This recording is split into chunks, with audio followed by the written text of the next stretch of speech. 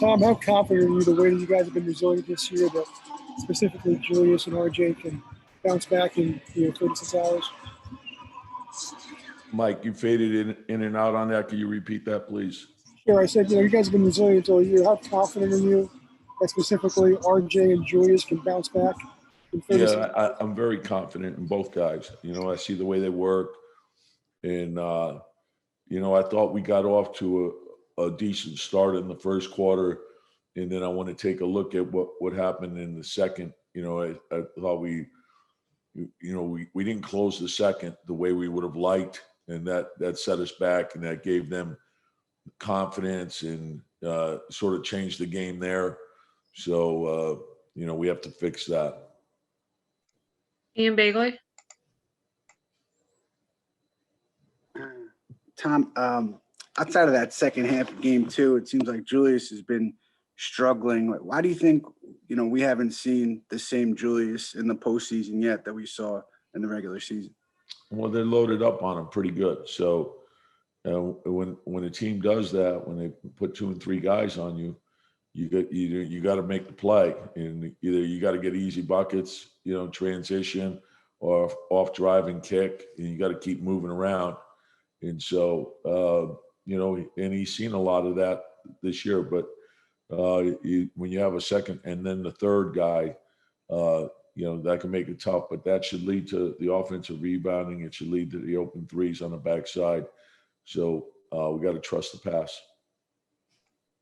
Mark Berman.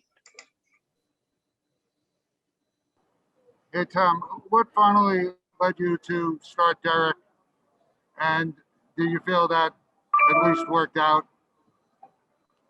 Well, the thing is he's been playing basically starter minutes for a while. So I think the big thing was the start of the games, trying to get off to a good start, particularly on the road. But then we had the problem in the second quarter. So we got to take a look at that. Steve Popper. Tom, some of the things you talked about before the game with Derek inserted in there about how he can open things up maybe for Julius and stuff. It looked like he did some of that, but you guys still didn't convert. Did you feel like he did the things he needed to do? Yeah, and it's not just him. It doesn't fall on just one guy. It falls on, we have a number of guys that can make plays, but anytime the second defender comes, it's usually not the first pass, it's the second pass that is going to get you the wide open shot. And so we can't hold on to the ball. We can't allow the clock to run down. We got to make quicker decisions. We got to move. And then we got to play with intensity. I thought our defense in game 2 was vital because it got us into the open floor, got us some easy buckets. And I didn't think we ever really got our defense going in this game. And we have to understand, the intensity we have to bring to each game. Steph Bondi. Hey, Tom, you and Julius have said there's been no defense that he hasn't seen yet. And he's been able to respond to a lot of those defenses a lot better than this. Why has he been unable to crack what Atlanta's been doing? Well, like I said, they're loaded up pretty good. It's not just the second guy; it's the third guy also. And so, and when that happens, again, the big thing is to get rid of the ball and make the plays early. And when you do that, and usually you can get really high percentage shots off of that. And with your primary scorers, that's what you want. When you get the second defender on the ball, their responsibility is to get rid of it, to make plays for their teammates, because anytime you have 2 on the ball, that means you have an advantage on the backside. And whether that's a wide open shot, a drive, or the second shot, there are a lot of good things that come off of that. Mike Borkenoff.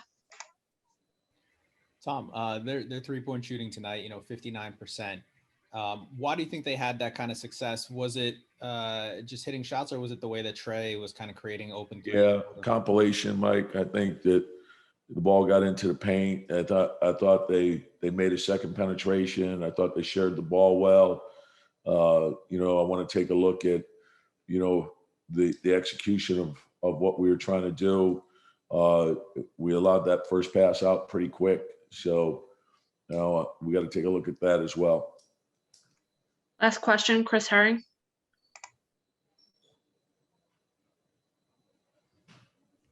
Hey, Tom. I guess I wanted to ask you, you kind of alluded to it a little bit with just the decision on Derek and kind of how making him available so early to start a game, obviously, that pays dividends, but at the same time, it kind of makes stuff a little bit more difficult with the second quarter. You guys, I think, got more out of your offense than really anybody expected. The team on some levels had a season that very few people expected.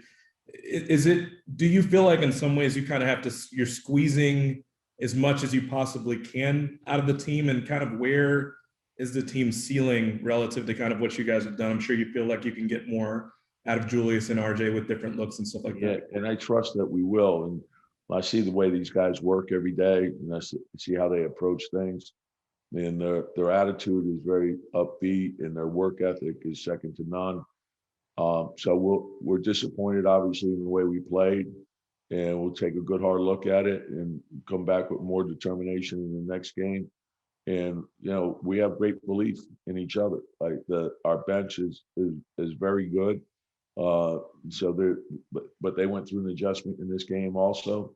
So we have to settle that down, and hopefully we'll play better on Sunday.